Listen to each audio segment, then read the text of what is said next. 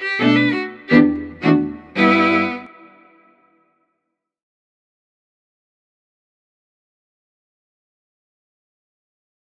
make him welcome. I love this guy, Steve Ashcraft.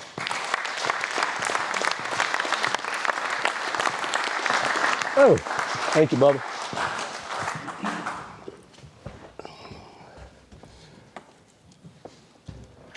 All right, thank you guys. Thanks to my brother-in-law there. That was a generous introduction. Before I even start, one of the things, I'll tell you this, our family, all of us live here, and I say all of us. Dennis's other two brothers, my wife, his sister, his mother, my sister, and a niece live here as well. And one of the things unique about our family is that my wife and I actually live in the middle of all of that. And we're all about no more than 10 minutes away from each other. So it's really a cool thing. Our kids were pretty much raised in that environment, around their cousins and stuff like that. And it got back to kind of the older way of people, the way people used to grow up. They never left too far from family. And that's been really neat for our family to see and live through. So, and we really appreciate being close to all of them. All right, to get started today, first off, you can tell I'm going to talk to you about health as I rise from the dead. Just a few days ago, I thought I was going to die. I was pretty sick. So forgive me if I get to coughing a little bit. I got me some water here. Hopefully I can talk enough and not have to cough too much to get through this thing. As Dennis said, I've been in the health and wellness world for 40 years now. And a lot of information has come through over that time. I'm going to try to stand behind this mic. I may start moving around. If I do, I'll talk louder. But a lot of information has come through. And with a lot of information, you get a lot of confusion. What about this? What about that? Does this work? Does that work? The answer to those questions, 90% of the time, is yes. But the real question is, does this make a significant difference? Does it really move the needle? And when you start looking at that, we have this field now that I guess started really about maybe 30 years ago at the longest. They call it longevity, the longevity science field. And there's really hasn't been since about 1965, maybe 70. There really hadn't been any new information. We've known what we've known for all that time. And as all the new studies come out and they do more studies and more studies and more studies and more studies, it always holds out. It's those things we learned from about 1940 to 1965 that move the needle. That's what moves the needle. So the question, and we will talk a lot about longevity, and lifespan and health span more importantly. I think health span, in my opinion, is a more important way to look at things. Who wants to live to be 100 years old if the last 30 years of your life, all you can do is sit in a chair and take pills? I mean, nobody wants to do that. So it's what's the quality of that life is like. What does that look like? From the time you start to the time you end. Is cheating death possible? Well, it's not. Everybody's going to take the dirt nap. Every single one of us will. So you're not going to cheat it. So what you're trying to do is to get the absolute most from the time you get here to the time you leave. And we all start dying the minute we come out of the womb. That's when it starts. You begin to die at that point. So you have to look at what are the things that you do. Those are people up there. I couldn't help but put myself up there, up in the corner over there. I think that picture was taken when I was the one on the left, I was about 26, 27 years old right there. And the one on the right, I was 62, I believe, when my wife took that one. The rest of those pictures are people that, the lady there holding the kettlebell, she is the oldest competitive bodybuilder, Ernestine Shepherd, and the guy on the right there. And you can't see the guy down at the bottom. It slides a little, not fitting the screen there. He's the oldest male bodybuilder. Both of them in those photos, Ernestine is 82, Bill's 84. The people by them are the same age. Two different lifestyles, two different outcomes. So what do you really look at when you start talking about what really matters? And what I've used for years and years and years now is what I call the 5 pillars of health. So they're the 5 things that really move the needle for you. And it doesn't matter what age you are. It doesn't matter if you're in your 20s. It doesn't matter if you're in your 40s. It doesn't matter if you're in your 60s. It doesn't matter if you're in your 80s. Those are the things that actually move the needle. And those things are water, fasting, nitric oxide, nutrition, and exercise. And we're going to talk a little bit about, people always want to know what the most important something is. And we'll talk a little bit about that as we go through here today. But health really is a matter of choice. For most of us, 95% of the time, it's a matter of choice. The decisions we make on a daily basis are the things that affect our health long term. And you can get away with a lot of things when you're 25 and you still feel good. Try to get away with those same things when you're 65 and you don't feel so good. But those things that you do at 25 are affecting what you do at 65.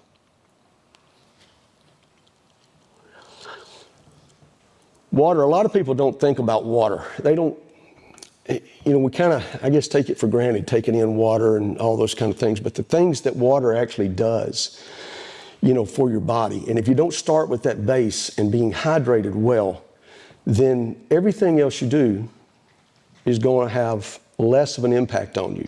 Everything from your joints, how the joints are lubricated, how your brain actually works. That's why I drink so much water, is I need as much brain working as I can.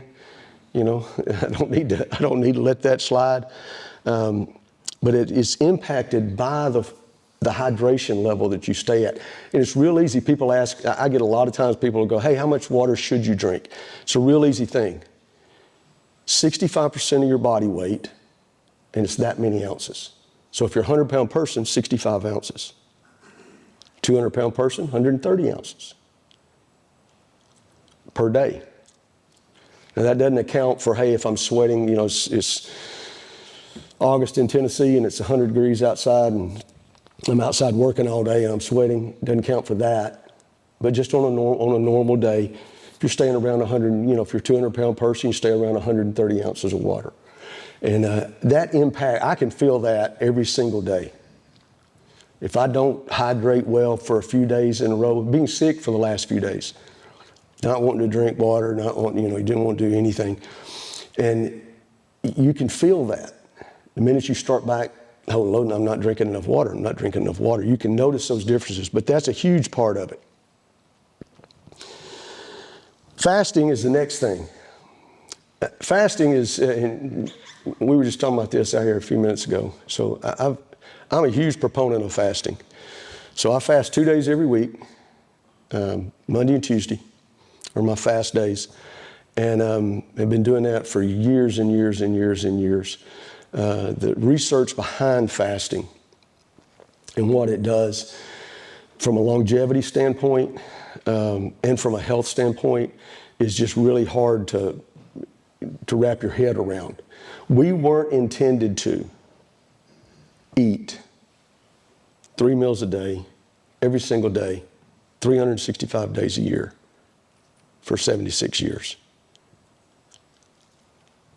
Because the person that eats 3 meals a day, 365 days a year, is going to live about 76 years. But people who fast tend to live longer. One of the best studies they've ever done in fasting, it's hard to do long-term studies in fasting, was at the University of Wisconsin at Madison.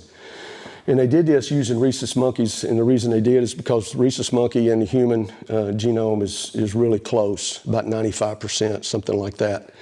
And so that's why they used them. And they took two groups of monkeys, and it's what that first slide was saying. They took two groups. One group was able to eat whatever they wanted to eat, eat anytime they wanted to eat. The other group was calorically restricted, so they were fasted. 5 days a week, they got to eat what they wanted to eat. 2 days a week, they didn't get to eat anything.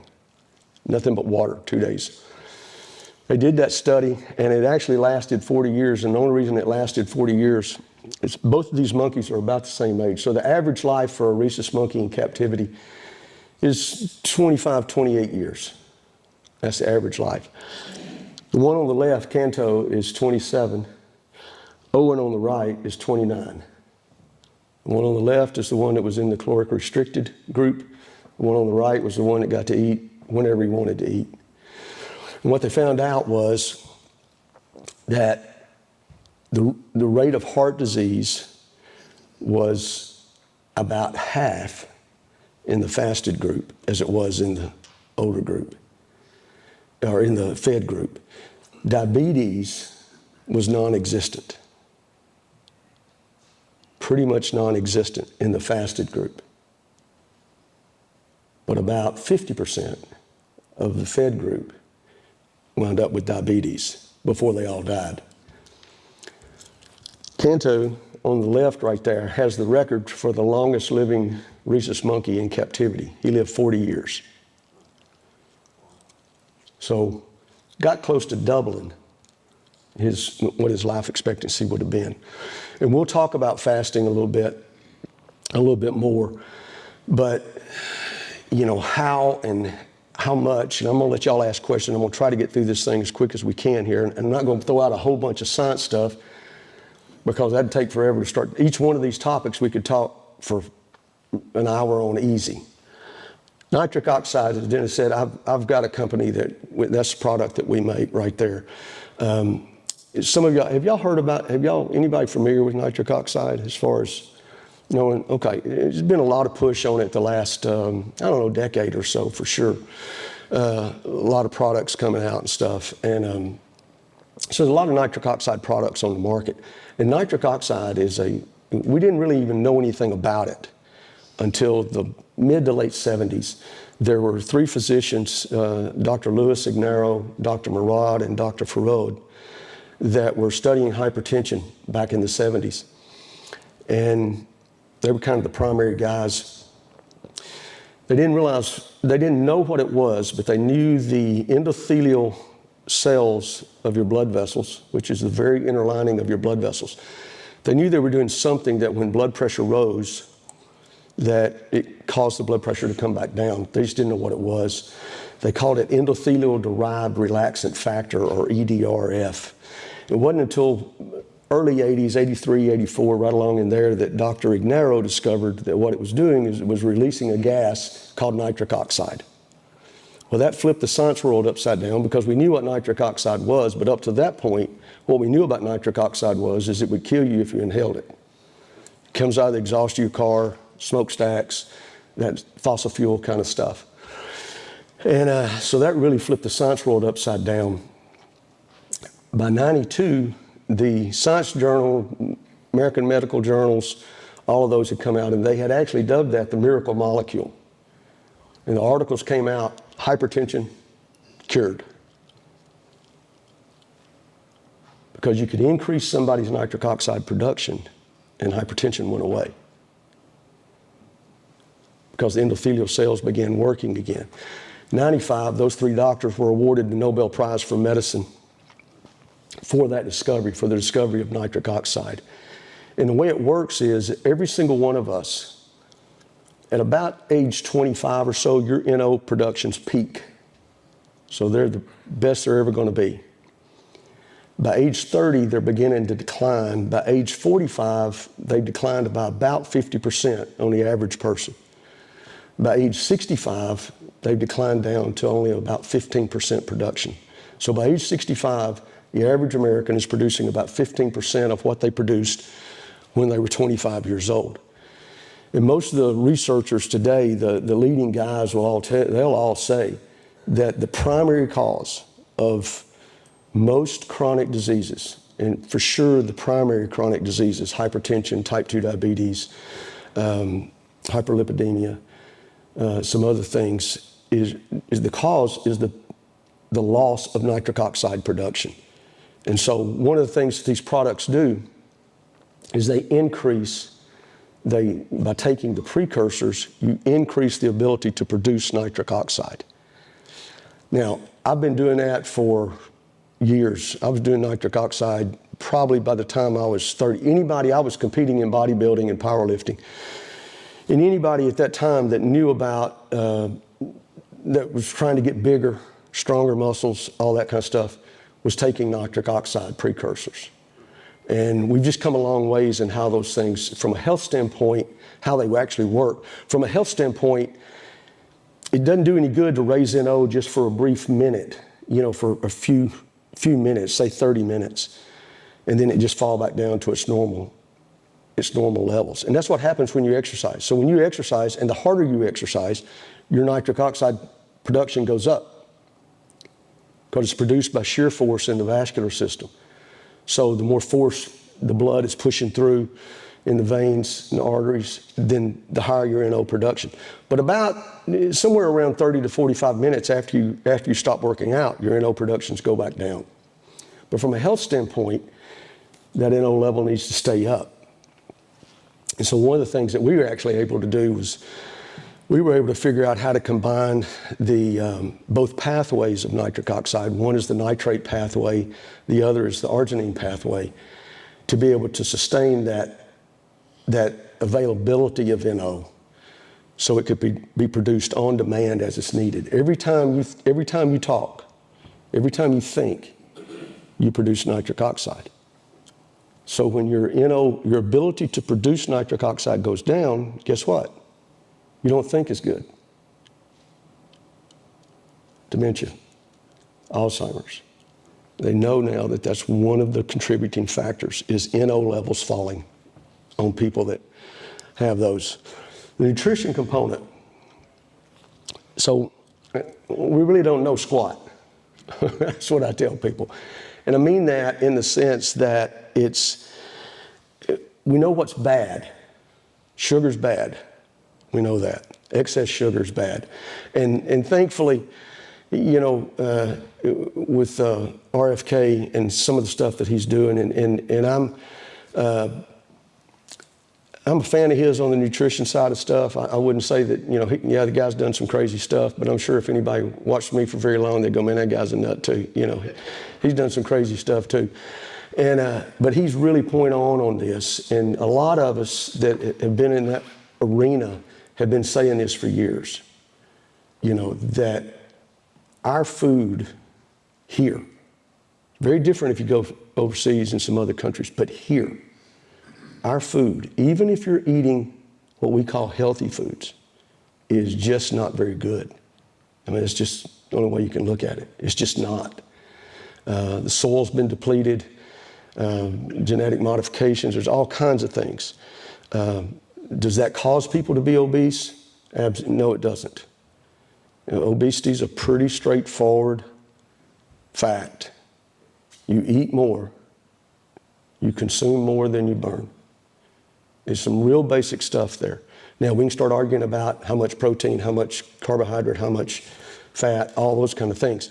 But that's really where the hammer drops at, is that, hey, you can eat healthy food.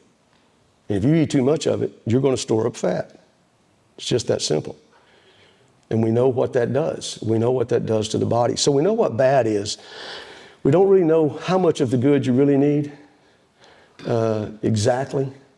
There's a lot of people throwing numbers out there now since the food pyramid. I don't know if y'all saw that the other day. They pretty much flipped the food pyramid upside down.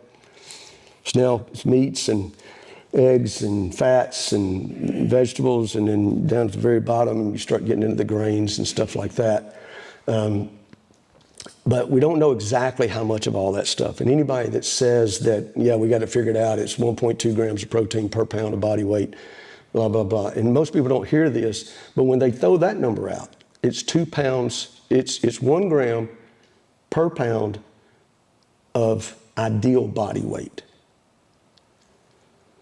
So if you're 300 pounds, you don't need to be eating 300 grams of protein.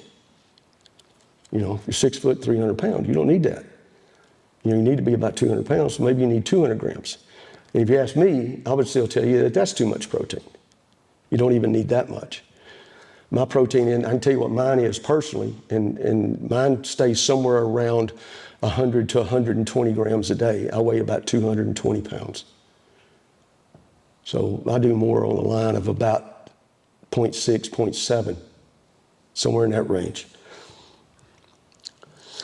These are just 2 slides showing what's happened to the food supplies in the United States. And this is most of this is in minerals. There's proteins that have dropped and stuff like that, but most of this is in minerals.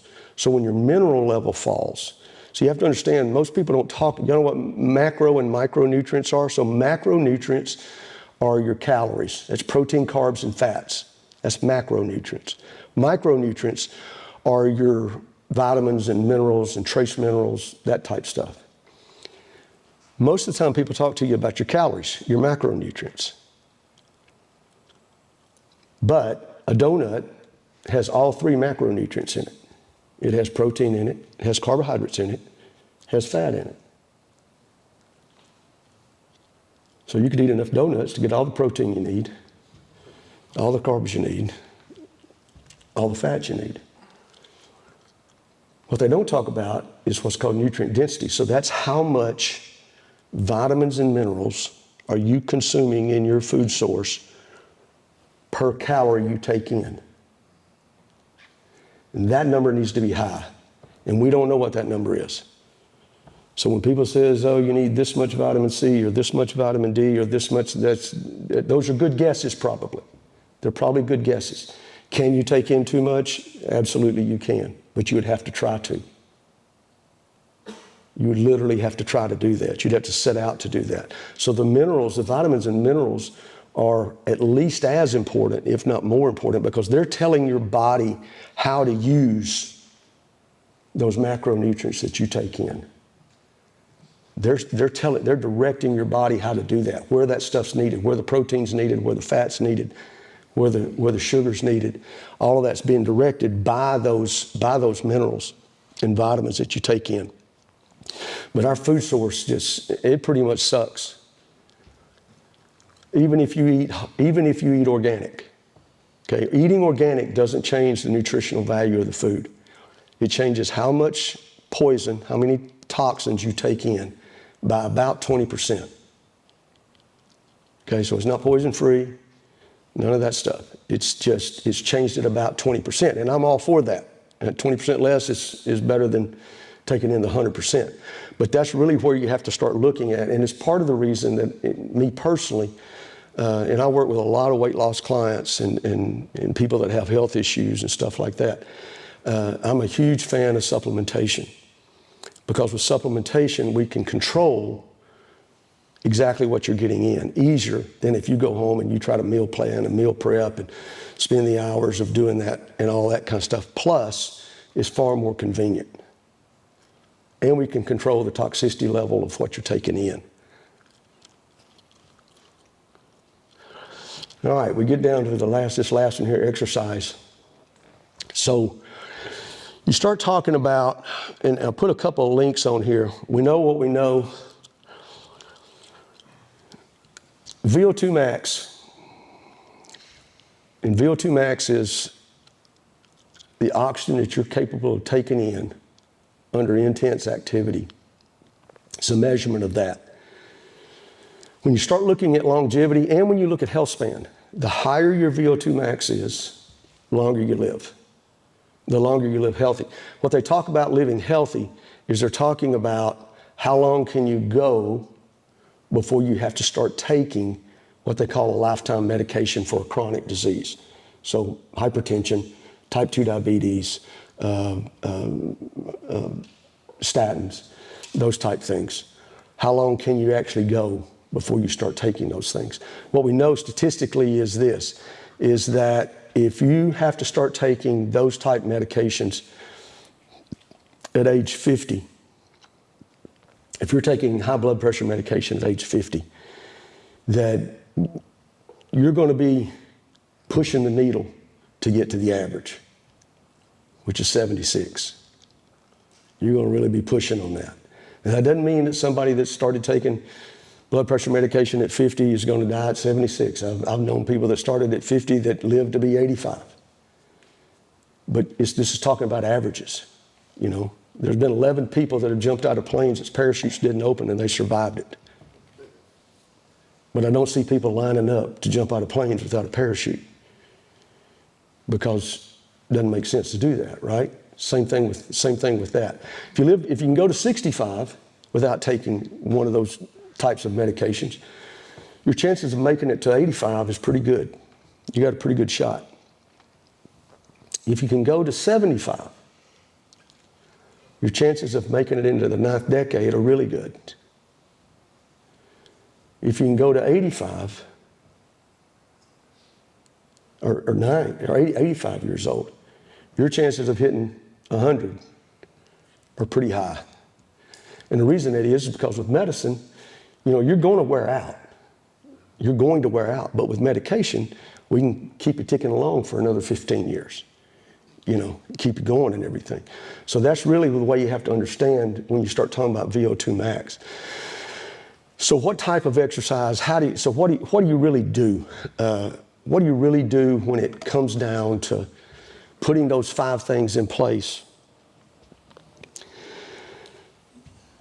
I can tell you this, number one is, and Dennis and I talked about this the other day, we was talking about it, it's consistency. You got to be consistent. You can do all 5 of them for the next 5 years, every single day, and then quit, and it'll all be gone within 2.5 years. You can pick one. You can pick one. Just pick one of them and do it. And do it consistently. And you'll be better. But it's not going to move the needle by itself. I get this all the time. People ask about exercise. They go, well, if you exercise, you know. I said, yeah. You know, there's a thing we call, in physiology, there's this term is called fit fat. So there are people who are obese who, on fitness tests, you know, when you start talking about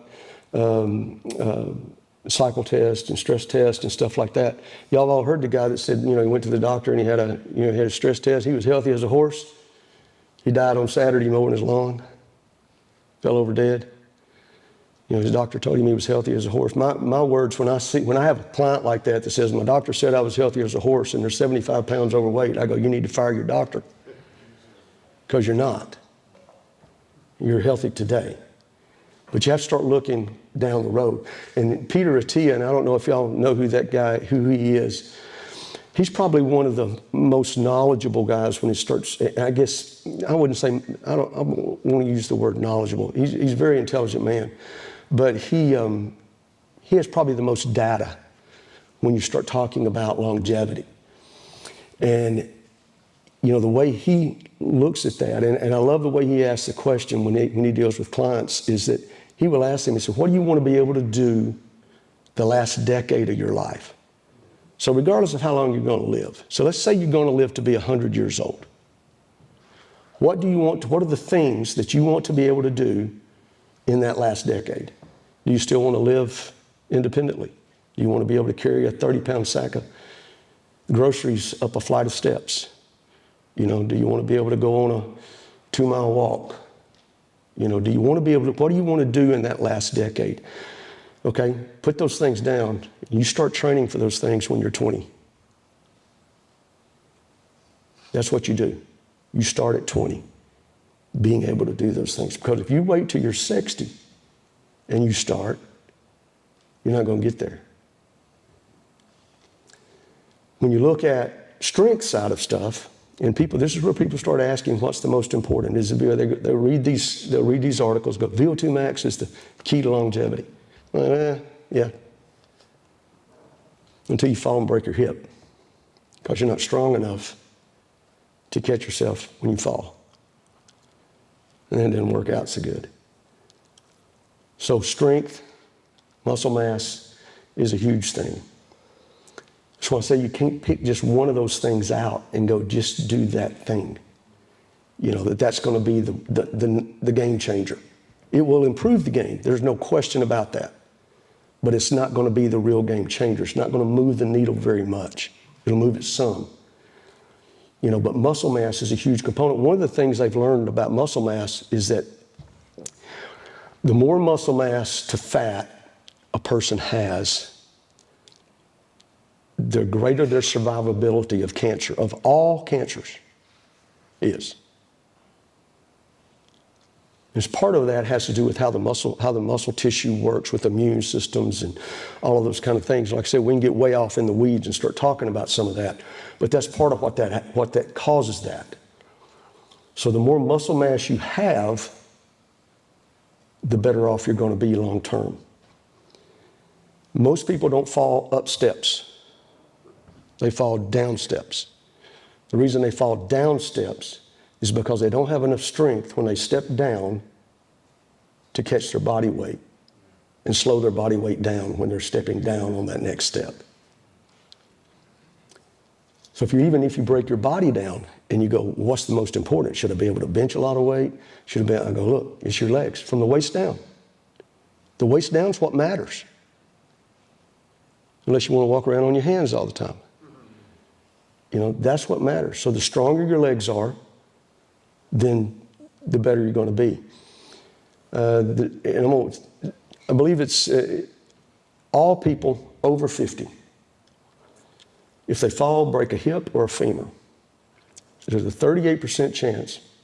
So every person 50 and over, if they fall and break a hip or a femur, there's a 38% chance that they will be dead within 18 months. If you're over 70 and do that, there is a 46% chance that you'll be dead within 18 months. If you're 85 and do it, there's about a 70% chance that you'll be dead within 18 months. So falling is a huge thing. Now you can start separating out that group and we can go, hey, what about the group that's overweight? What about the group that's not overweight? And it's a big difference. It's a huge difference. So when you start looking at those demographics and you go, hey, okay, 50 and over, they fall and break a hip or a femur, but they're very fit people. They're not overweight, high VO2 max, a lot of muscle mass, 2%. 2% chance of being dead in 18 months. So the numbers fall way, way down when you've done those things. It's a huge protective mechanism. The other side of that is just the ability to move. Just the ability to move. Standing up, getting up out of chairs, bending over, picking stuff up, all those kind of things. There's some really good, and I put that up there. Deadlift is a real good measurement. If you hadn't ever deadlifted, do not go out and just grab a bunch of weight and start deadlifting, okay? Learn how to deadlift first. But they use deadlift. Deadlift is one of the measurements they use in that. With Peter Attia, that's one of the things he uses looking at longevity. And what his research shows, and he's been doing this for 30-something years, and I forget how many, it's really close to 40,000 patients that they've followed. People who can deadlift their body weight for 10 repetitions live the longest. And that's in every decade up to the 9th decade. So if you're 85 and you're 275 pounds, I've not seen that guy that can do 275 on a deadlift for 10 reps. So the idea is the older you get, the lighter you should get. That's really the concept behind that. The other one is a dead hang, where you just hang on a bar, grab it and squeeze it. That one is not the validity behind that one's not as good, just because there's all kinds of issues. People have hand issues, they've damaged a hand, they doesn't measure some things like that, that you can't account for. But there's timelines that you should have in dead hangs based on your age. You should be able to hang for a certain amount of time. And those are all things you can look up on the internet. I mean, you can look up dead hangs, for longevity, how long you should be able to hang, and it'll have different charts. If you're 25 to 39, if you're 40 to 59, if you're 60 to 79, or 60 to 69, how that should be. All of that's there, and you can look at that stuff. But that's where the important part is. So putting those things together is where the real benefit, that's what moves the needle for people. And the people that I deal with, I see this all the time. I've got a guy right now that he lost 160 something pounds. He's in his 50s. And we were talking on the phone a few weeks ago. It was back before Christmas, actually. It was between Thanksgiving and Christmas. And he said, man, he said, I feel better than I felt when I was 25. I said, no, you don't.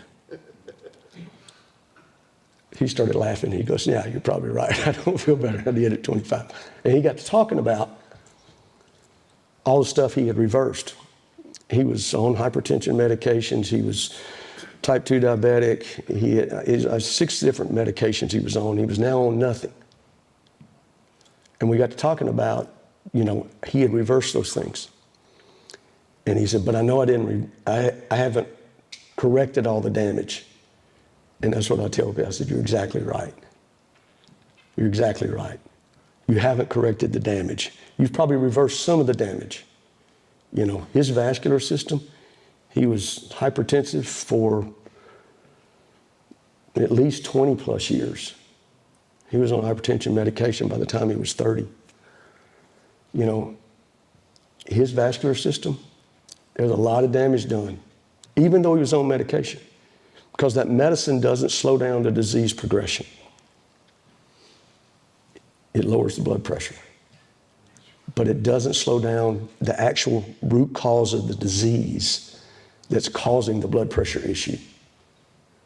Which what we know today is, for most people, it's nitric oxide production.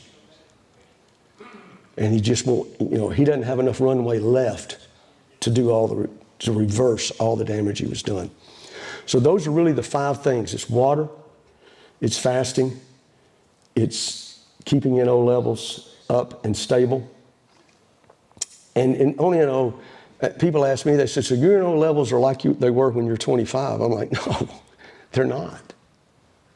Mine just haven't declined as fast as they would have declined had I not been doing the things that I'm doing. That's the only difference. They're still declining. They're still declining. They're just not declining as fast. But the nutrition you take in, the concept with nutrition is you want to take in the highest density of nutrition you can take in the lowest caloric manner possible. So you want a lot of vitamins and minerals in as low a caloric intake as you can get. That's where I differ a little bit with all the protein stuff.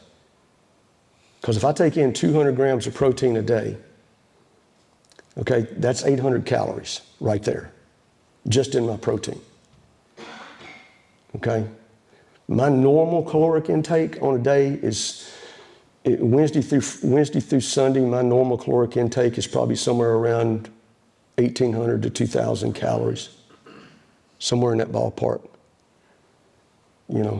Fasting days obviously is way lower than that.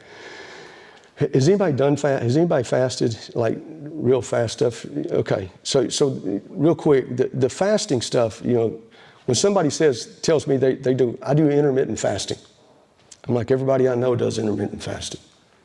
Because if fasting wasn't intermittent, you'd starve to death, right? You'd just go on forever. The question is, what's the timeline? How long do you go without?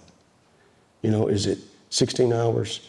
That took on, I don't know, a few years ago. Everybody was, don't eat for 16 hours, eat for 8, all that kind of stuff. I'm like, well, that works as long as you don't take in all the calories that you would take in over a normal day, just do it in 8 hours. But when you look at the health benefits of fasting, you have to get into this phase that's called autophagy. That takes about 16, for the average, most people, that takes around 16 to 18 hours to get into that state. So if you only go 16 hours and then you start eating again, you never get the benefits of fasting. All you've done is calorically restricted. There was a book out a few years ago called The 8-Hour Diet. It was hilarious. It was the biggest scam book I've ever seen. So the concept of that was you had an 8-hour window to eat. So if you ate breakfast at 7 o'clock in the morning, 3 o'clock in the afternoon, you were done. It was caloric restriction. Most people are at work from 7 to 3. They eat breakfast. They don't have time to eat anything else much. They eat a little bit more at lunch maybe. They get off at 3 o'clock. Well, it's too late. I'm through eating. So they've had 2 meals. So they've eaten less calories. It was a caloric restriction diet without calling it a caloric restriction diet, is exactly what it was. Best fast principles, and there are 4 real gurus of fasting. Dr. Oshimi, Dr. Longo, Dr. Fung, and Dr. Mattson. If you went to Dr. Oshimi and you said, hey, what do I need to do to fast? What's the best way to fast? He would tell you once a year, 30 days, water only, for 30 days. Well, I don't know, 20 guys here. If I told y'all to do that and everybody raised their hand and said they were going to do it, maybe one would do it for 30 days. Okay? If you went to Dr. Longo, he would go, oh, best way to fast, 5 days every month. 5 straight days every month. If you went to Dr. Fung, he would go, oh, I see, 24 hours on and off.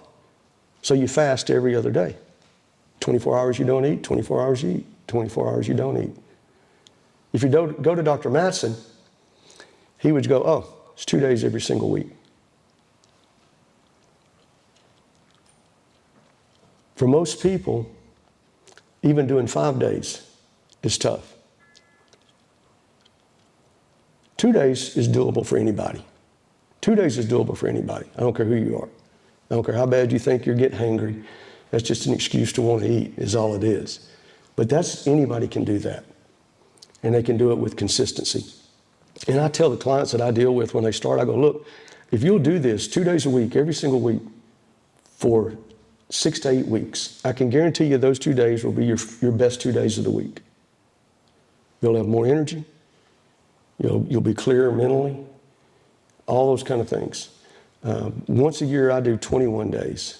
So I'll go 21 days. And Dennis was laughing one year I was doing this.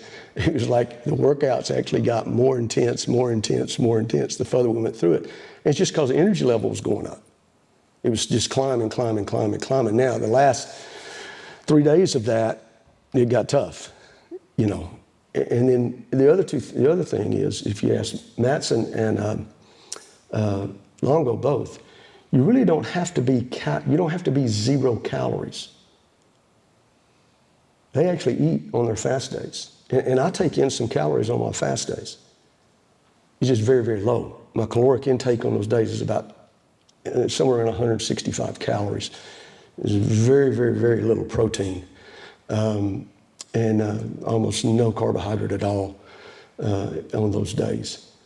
So you don't have to actually just do water only when you fast. You can do some other things. All right, so those are the 5 things that you need to try to put in place and get them going on a consistent basis. Do them consistently. Do those things consistently. Anybody got any questions about anything from a nutrition standpoint, supplement stuff to... Fast. You add micronutrients in as well? Yeah, I think the concept of Longo and Mattson's both is Longo has a little, I forget what it's called, Prolong, I believe is what it's called. It's like a little packet you buy.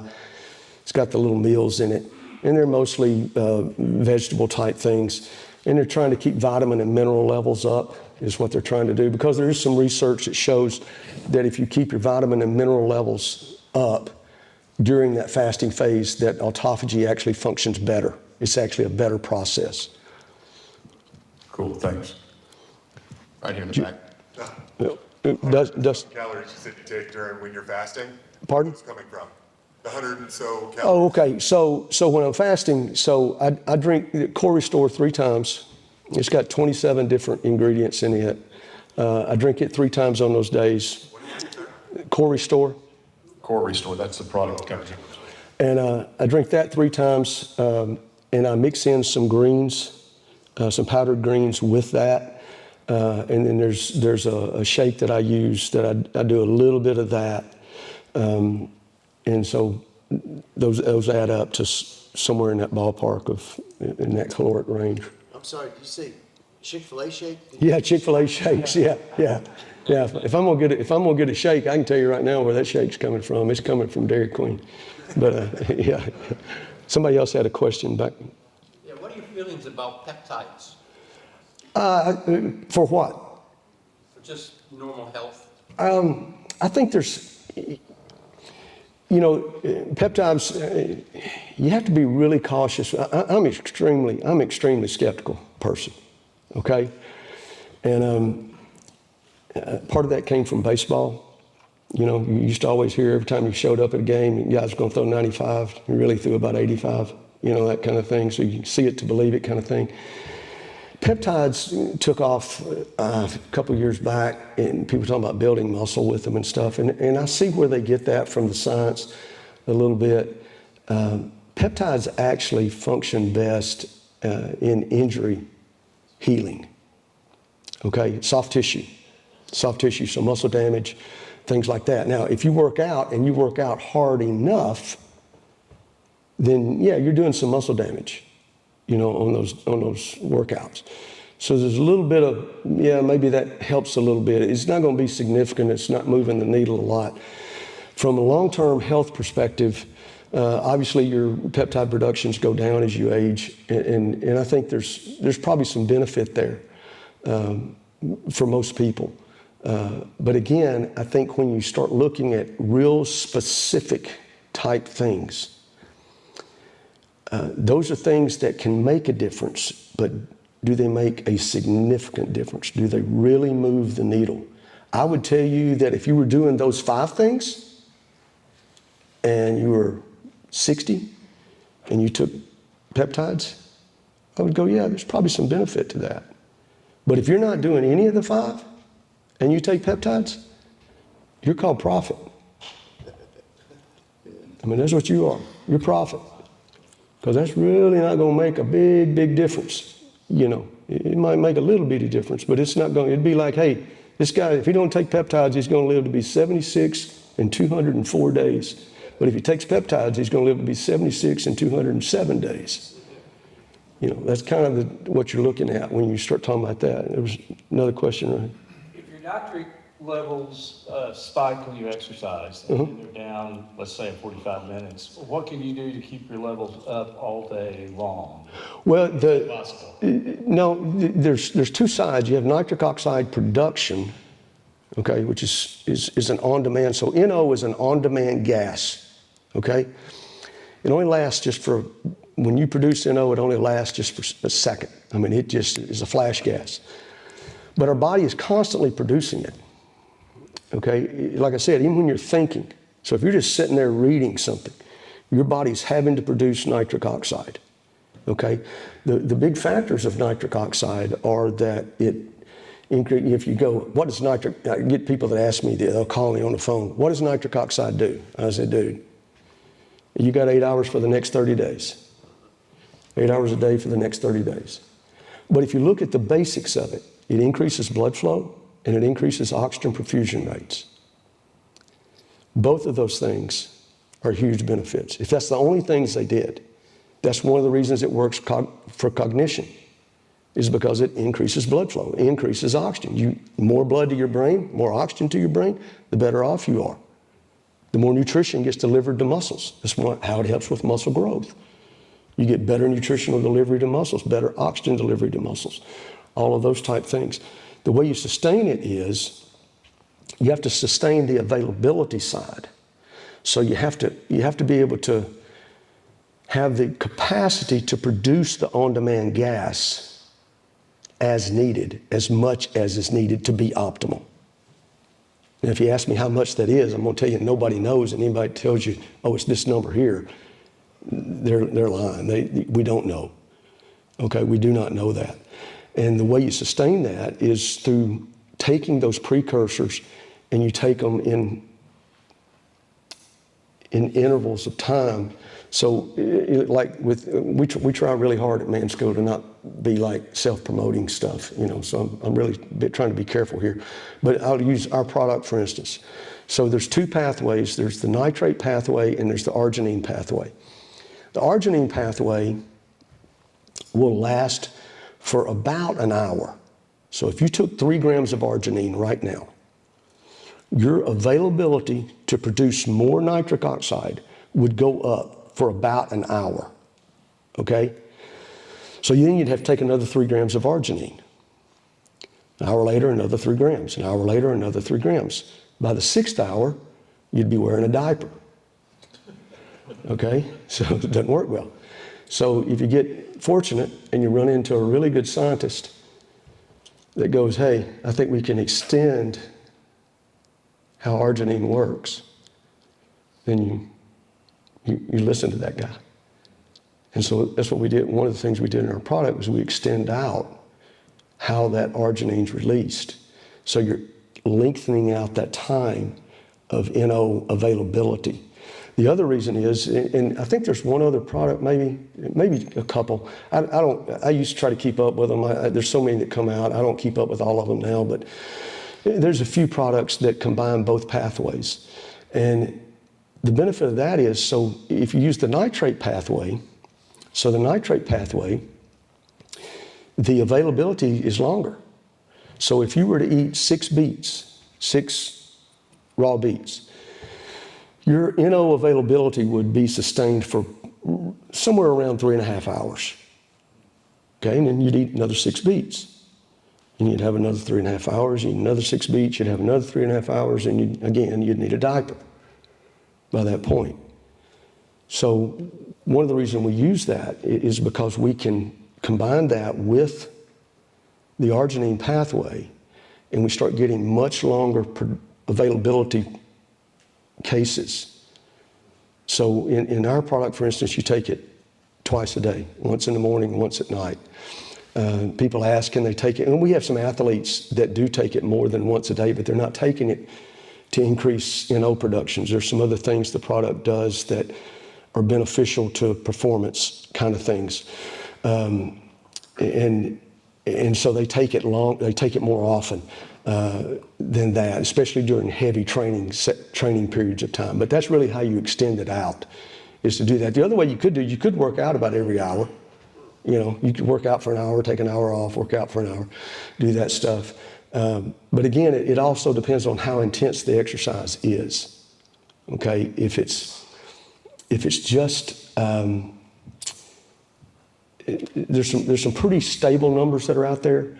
So if you're not training at 80% of max or greater, you're not elevating NO productions very much. Okay, so are you familiar with zone 2 and zone 4 trainings and stuff like that? So if you're zone 2 training all the time, yeah, you're raising nitric oxide levels. It's just not very much, but you are. It's just not going to last it's not very much at all. On the fasting for 2 days, if you don't have the minerals to take or calories, is there still a benefit? Are you safe with just drinking water? Oh, yeah. Okay. And then, is there a correlation between the fasting and hypertension? Yes, absolutely. Yeah, there is. There sure is. I mean, and for sure with diabetes, there's a heavy correlation with diabetes. But yeah, for hypertension as well. He had his hand up first, so I'm gonna go with him. So I just came off a 7-day fast, but if you're doing longer periods, like your 21-day, like the difference between catabolism and anabolism, is there a way that you can kind of reduce muscle wasting in a fast if you're still working? You don't lose muscle when you fast, not for 7 days. Okay. Even if you're working out? Even if you're working out. Oh, wait, losing muscle and gaining muscle is a really difficult thing, okay?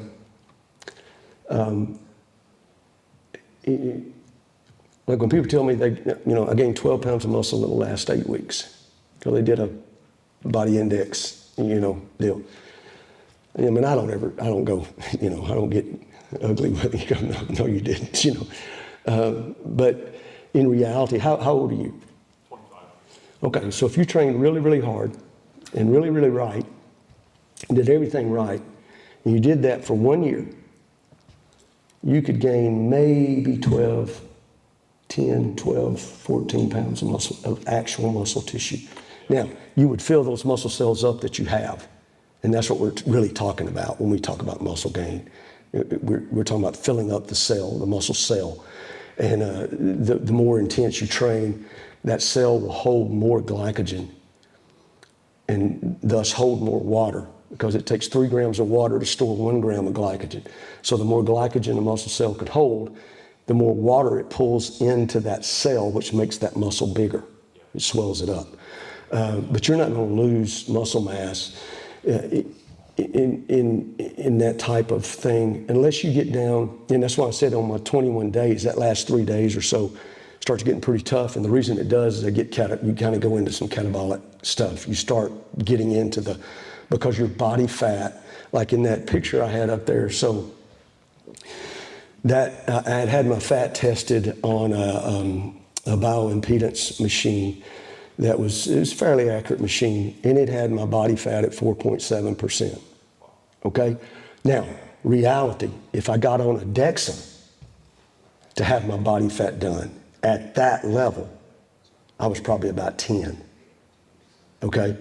So, and DEXA is far more accurate. I mean, it is as accurate as you're going to get of actually how much muscle mass is on that person and how much fat is on that person. And, that's like when somebody goes, I'm 10% body fat. And I'm like, well, okay. I mean, that's kind of the way you look, well, how'd you get tested? Because if you're 4.6% on a DEXA, yeah, you're real lean. Okay. I've been reading a lot about guys that are being cured of cancer by fasting. But what I've been reading in that is that it takes 72 hours for it to affect the cells itself. Medical, curing cancer with fasting, man. I've read all that literature. If I had cancer, here's what I would do. I'd keep working out as long as I could. I would take the treatments that are available that somebody I trust says is the best treatment to take, and I would fast. Okay? I wouldn't go, I'm not going to take that treatment. I'm just going to fast this away. I don't think the research is really strong enough to say that. I But think my question was more along the lines of, I know there's different types of fasting. You do 2 days. And that's you're talking about the timelines. Yeah, So a timeline question. Yeah, there's no doubt that when the longer you go, the deeper you get into autophagy. Okay, no question about that. To a point out there where it becomes less beneficial. If you said, hey, what is the absolute optimal timeline, meaning you're going to get the most benefit in the least amount of time, then what the research does show is that 72 hours is probably really close to pretty much on the spot. So the way I do my 2-day fast, Warren, I think he had to leave. We were talking about this, we were laughing about it. I do, and this is psychologically why I do it this way. But so Sunday is generally my last meal, Sunday at lunch. Okay? And then my next meal is, I drink a shake. I only eat food once a day on my normal days. I chew food 1 time a day. I drink shakes other times. But my next meal is Tuesday night. Okay? So in my head, I only fasted 1 day. You get it? You get it? Now, if you add it up in hours, I do probably 52-ish, somewhere in that ballpark.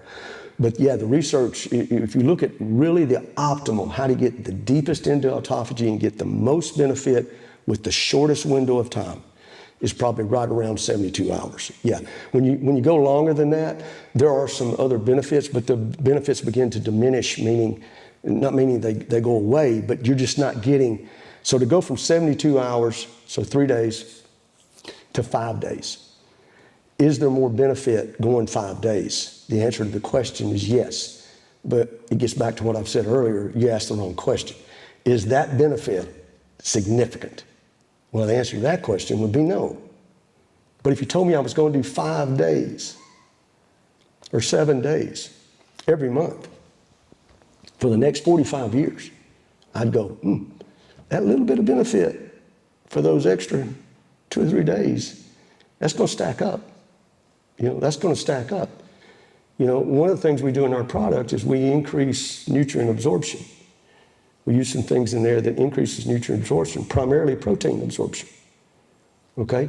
And people go, well, how much does it improve protein absorption, assimilation? Not a lot, about 4%. Well, that's not very much. I mean, if you're taking in 100 grams of protein, let's say, and you're actually assimilating, if you take in 100 grams, you're probably assimilating most people somewhere around 70 or 72 grams of protein, because you don't assimilate 100% of what you take in. So you assimilate about 70, 72 grams, let's say, and you increase that by 4%. Well, you're only increasing that to about 75 grams of protein. And I'm like, yeah, you're right. That's not very much until you do it every single day for 40 years. Hey, Steve, let's take one more question, okay? Okay. Anybody Got another one? Chemo? Yeah. Statins, what's your thoughts on statins? And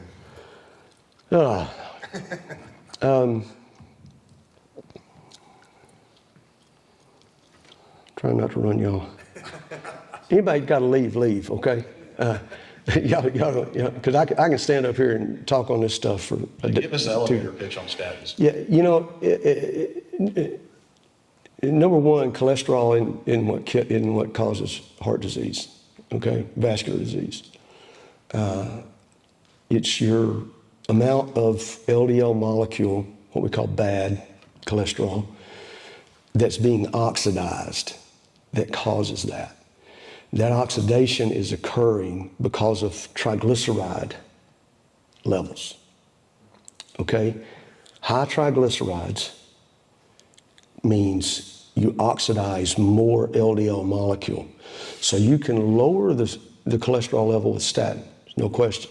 We got tons of research that show that. You can lower the cholesterol level. And yes, if you lower the level, meaning you have less LDL, then you have less oxidized LDL, even if you don't change the triglyceride level. But we also know that if we lower cholesterol with statin, because how's the statin working? It's not changing your dietary cholesterol, because only about, depending on the individual, somewhere between 10 and 15% of the cholesterol they take in is coming from their diet. That's just it. We don't take in a lot of cholesterol through our diets, okay? The other 85 to 90% of the cholesterol that's in your body is being produced by your liver. So the way the drug works is it stops the liver from producing it. My personal feeling is that the maker knew how much cholesterol you needed to be producing. Okay, so when you start playing with that side, you're probably not doing a good thing. And the research actually shows out that when you lower cholesterol that way, the longest study that's ongoing is the Framingham study. I believe it's been going on 64 years. It's in Framingham, Massachusetts. It's now into its fourth or fifth generation of people, so they've been following this group of people. I think it was 28,000 families that were in it when they started, and they've been following them for all those years, their kids and their kids' kids and grandkids and everything else. And what their study has shown is the people with the highest cholesterol levels and the lowest triglyceride levels live the longest. Okay, so it's the triglyceride side that's really causing the issue. Your blood test would say anything under 150, is good. I would tell you anything under 100. You need to keep triglyceride levels below 100. You know, and that just is going to really have the biggest impact. And then there's, you know, there's downsides. There's downsides with any medication you take. I mean, it's just how it is. And there's some downsides, you know, and there's a lot of that's coming out now, RFK and them, you know, throwing some things around. But at the end of the day, I would go, hey, if this guy's not going to change, if he's not going to change, you're going to keep doing what he's doing, ignore the triglyceride issue, and not going to do anything about that. I go, give him a statin. You know, the fact that he may not know who he is 10 years from now, that's okay. I mean, you know, because he probably ain't going to live 10 years if we don't do that, you know, or 20 or whatever the number is. Hey, all right. Well, you know what? Won't we let these guys go that need to go? I can talk to you. I can stay for a little bit. What now? Where do we get the product? You go online. It's you can go to Core Restore. It's COR-RESTOR.com. If you do that, it'll take you right to the website. My phone number's on there. My email address is on there. If you got a question, shoot me an email, give me a call. Be glad to answer any kind of question you got about that. But I can hang around here for a little bit. And fortunately, I got a basketball game at 2 and a basketball game at 4, so I'm pretty much free. Thank you, guys. Thank you, brother.